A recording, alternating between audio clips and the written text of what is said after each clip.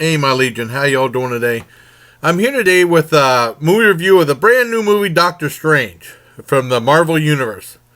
And I wanted to, I went to see it with my buddy John, and also another fellow film judge, my friend Cristopher Tirpak, went to see it too, and he was saying, like, maybe we should go do more stuff, because we just see each other for the horror fest and stuff. I said, my friend John said, sure, you talk to him, and then we all watched the movie together, and it was an awesome film. And shout outs also to Patti, Tirpak, his wife, and also their kids, too. And, of course, my friend John Walkiewicz from my high school buddy. And what's the Doctor Strange? I know my friend Tony saw it last week, and he said, if you get a chance, you guys should see it. And we saw it at Tinseltown. And it was weird because things came full circle as far as Doctor Strange, because there was a TV show, like CBS was showing a bunch of Marvel TV shows back in the early 70s, the late 70s, early 80s. Like, of course, The Incredible Hulk was their biggest hit as far as the Marvel things were. They had The Amazing Spider-Man, and then they had Captain America with Red Brown. I remember seeing all those, and then Doctor Strange came on. I thought it was picked up as a series, but it was a TV movie that ran from 8 to 10 p.m., and I wasn't allowed to see it. I remember my friend John Walkiewicz was talking about it in elementary school. And I was afraid, to ask my dad, because Dad was like, you're not going to see that with a name called Doctor Strange. I know my mother won't let me see it. Because what's the name, Doctor Strange? You're not seeing that. You're not seeing anything called that. Well, anyways, things came full circle. We weren't allowed to see that. And then finally, so many years later, 2016, from 1978 to 2016, my friend John Walkiewicz and I saw it, because John was telling me it was an awesome. Either in third grade, it had been third grade or fourth grade when it came on. Anyways, I finally saw it on YouTube. I enjoyed the thing. I might have reviewed it, but the only thing the Doctor Strange I saw was that on YouTube about a year ago. Or maybe I saw it when Dad was still alive. I can't remember. Either before or after he passed. I have to look it up. And I remember getting there was an animated Doctor Strange, which was okay. But I mean, I didn't know. I was a little hesitant about seeing a new Doctor Strange. I didn't know if it would be good or just pretty much the same old thing. But man, I was completely blown away with this one. It's an origin story, but it never gets bogged down. And basically, it starts out with Doctor Strange. He's a neurosurgeon, and he's to say he's a little bit arrogant or has an ego is a little bit of an understatement. But I mean, he was world famous. He was doing all these miraculous things, saving lives. I mean, he still does good work, even despite his attitude, his ego. And what happened was he was even so much as they were playing, he would be operating, and then someone would be playing music, and he would try to guess the song. And they had that, that song from George Mandione. That was a favorite of mine back in the early 70s, and then he said it came out in 77, even though it was said in 78. And it was cool. He was doing that when he was operating. And he was like, kind of like really out there, he's like, I'm so great and stuff like that, even though he was doing saving lives. So he was a superhero before he even became a superhero in a lot of ways. He just had an ego. Well, anyways, he was driving home, and I think he was looking at texting, and there was a thing at the very end of the credits, or something that said, do not text and drive, please drive responsibly, a little thing. And they show him texting, and he got in a huge auto accident. And he gets completely screwed up. His arms are all screwed up. He has like all these pins. He said like they put like 11 pins in there. And he was out in the hospital like 7 weeks. And he's like, what did they do with me? What did they do to me? And his girlfriend said they did the best they could. They couldn't do anything else. And he was telling them to do all these experimental surgeries to him to try to make him better so he can go back to operations and saving lives. And eventually the guy said it can't be done. And then he pretty much turned his back on himself and his girlfriend and stuff. And, someone appears, and they said there's like an experimental thing that you can do in Tibet. And that leads them to the master and all this sorcery and stuff at this one Tibetan place. And they said he was still like really skeptical and stuff like that. And they did something where they went like this, and his body, his astrophysical self went out of his body and stuff like that. And he's like, "What'd you do to me? What'd you put in that tea that you gave me?" And the girl was saying like, "Well, I can't help you." And they threw him out. And eventually they left him back in. And he goes to work with them.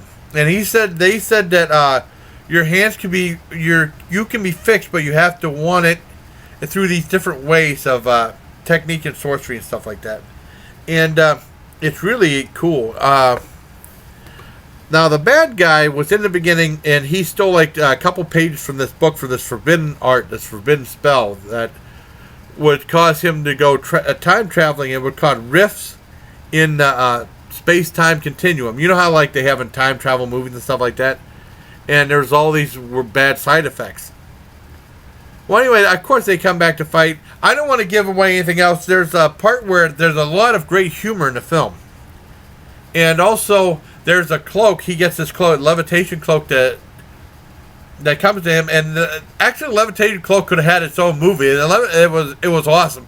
I know Harry Potter with the invisibility cloak would have been so jealous that, I mean, he would want this one big time. Like I said, no spoilers. A lot of great special effects, CGI in this film.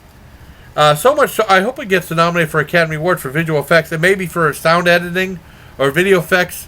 They have like special effects and then visual effects editing and then sound effects editing. I think, yeah, I should get nominated for all these. I don't know if Hollywood would take it seriously, but I thought I was pretty much blown away. They showed a lot of stuff I've never seen before. Also, what was I going to say? Well, dang, I forgot now. Oh, also stay towards the ending credits because there's actually two scenes. You know how like they have the very end, they have like this animated ending sequence with like the main titles. There's also a scene right there, and then at the very end there's another scene along with that scene saying "Please drive responsibly." A little tagline right there. I really liked it. As far as I'm concerned, I put it right up there with Deadpool as far as good Marvel things go, because even though I think Deadpool has the edge because it was R-rated, but I mean, Doctor Strange can't help that it was PG-13, but it's really good. The acting is really good. I really enjoyed it. I thought it was a good show. What else was I going to say? But it was really weird because a lot of people, me included, we complained so much about CGI. But the CGI in this movie was fantastic. But CGI actually saved the Marvel Universe from film-wise. Because growing up in the 80s, 70s, 80s, and 90s, actually, for the most part in the 90s, the main people at the box office was DC because they had big hits with Superman, at least the first two. Third and fourth ones, I liked them, but they weren't as good as the other ones. I liked the third one because it had Richard Pryor in it. But the first two were big hits. And of course, the Batman series with Michael Keaton. And then, you know, went on with some other people. And then it wasn't until Men in Black that had CGI in it to help Marvel out. Even though I liked some of the other previous Marvel films that failed, like, I liked Howard the Duck. I don't care what it is. I enjoyed that movie. And I liked that Captain America movie from 1990 or 91, because I remember seeing it, the one with Ned Beatty, and I remember seeing it in Fort Detrick, Maryland. My dad liked it, too. I liked that movie. People shit all over that movie. But I hated Dolph Lundgren's The Punisher. That was boring as hell. That was terrible.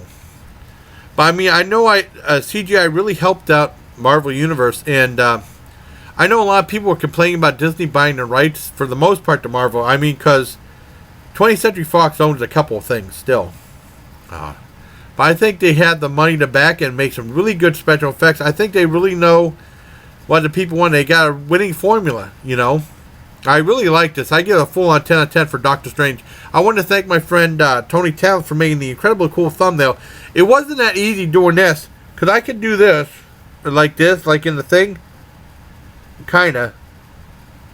But it was kind of tough for me to position my hand so it looked right. You know, I had trouble doing it. I was trying to do it like in the theater, in the movie poster, but that's okay. But I was really blown away with the special effects. And like I said, special shouts to my friend John Walkiewicz. It was always nice going to see movies with you, and for Christopher Tirpak, who came and watched the movie with we talked about movies a lot. And then we were talking about, he was saying you should do like things about, John Walker says you should do a review of Doctor Strangelove instead of Doctor Strange. Oh, I made a mistake.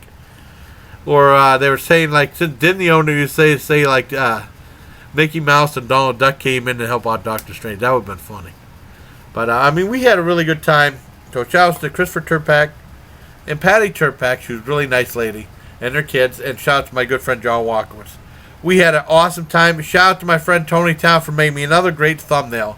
I really appreciate all you guys. I really would recommend everybody go see Doctor Strange. And also, since I'm mentioning it, I have not seen the movie, but I heard a lot of bad things about Shut In. I heard about the god-awful ending. I don't like spoilers, so I don't do spoilers in my videos, but I would avoid Shut In and go see Doctor Strange. So, there you have it. So, my review of Doctor Strange. So, I hope you all enjoyed it. And until next time, bye, please. Take care of my Legion. And all the acting was fine in it. I mean, there's lots of good humor in it. But it's not like it ruined the movie, but it just kind of went with the whole vibe. It's really a lot of fun. Like I said, the animated one was okay. The TV movie, I thought it was going to be like a series too, but the TV movie was cool. It had a really cool soundtrack to it. A little slow movie, but not bad. The soundtrack was really cool. They had a cool soundtrack in this one too. Very well professionally done. Because I was a little bit, because I thought the TV movie was all right, and animated one was. I didn't know this one would be as good as it was. I was really blown away. Some of the really awesome special effects. When CGI is done well, it's really done well. Not like that crappy CGI in like Daddy's Home, which was terrible. So, like I said, till next time, bye, please. Take care, my Legion. And Doctor Strange finally came full circle. My friend, John Walkiewicz, like I mentioned before, talking to me about it in elementary school, and we finally got to see the new Doctor Strange together. It was really cool. All right, take care, everyone.